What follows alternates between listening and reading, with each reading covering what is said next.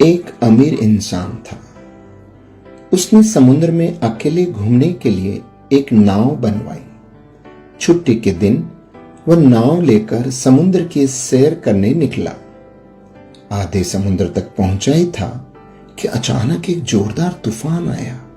उसकी नाव पूरी तरह से तहस नहस हो गई, लेकिन वह लाइफ जैकेट की मदद से समुद्र में कूद गया।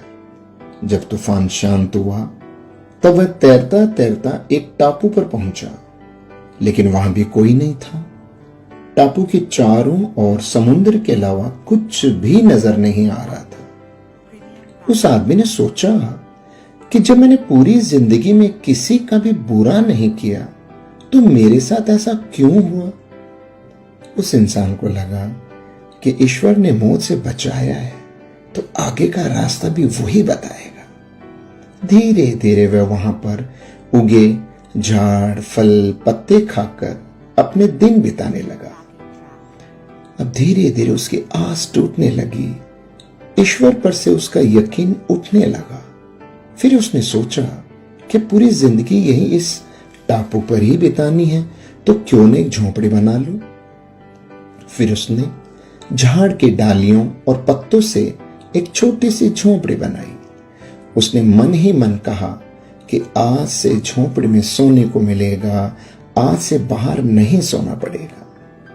रात हुई कि अचानक मौसम बदला। बिजलियां जोर जोर से कड़कने लगी। तभी अचानक एक बिजली उस झोंपड़ी पर आ गिरी और झोंपड़ी धधकते हुए जलने लगी। यह देखकर वह इंसान टूट गया। आसमान की तरफ देखकर बोला, हे परमात्मा, ये तेरा कैसा इंसाफ है। तूने मुझ पर अपनी रहम की नजर क्यों नहीं की। फिर वह इंसान हताश होकर सर पर हाथ रखकर रो रहा था कि अचानक एक नाव टापू के पास आई।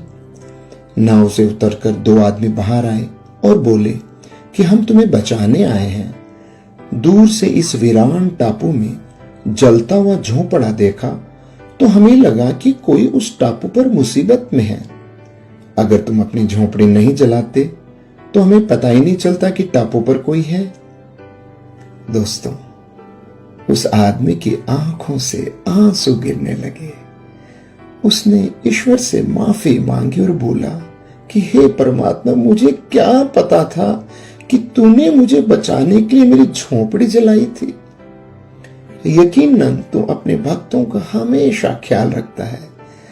तूने मेरे सब्र का इम्तिहान लिया, लेकिन मैं उसमें फेल हो गया। मुझे माफ कर दीजिए।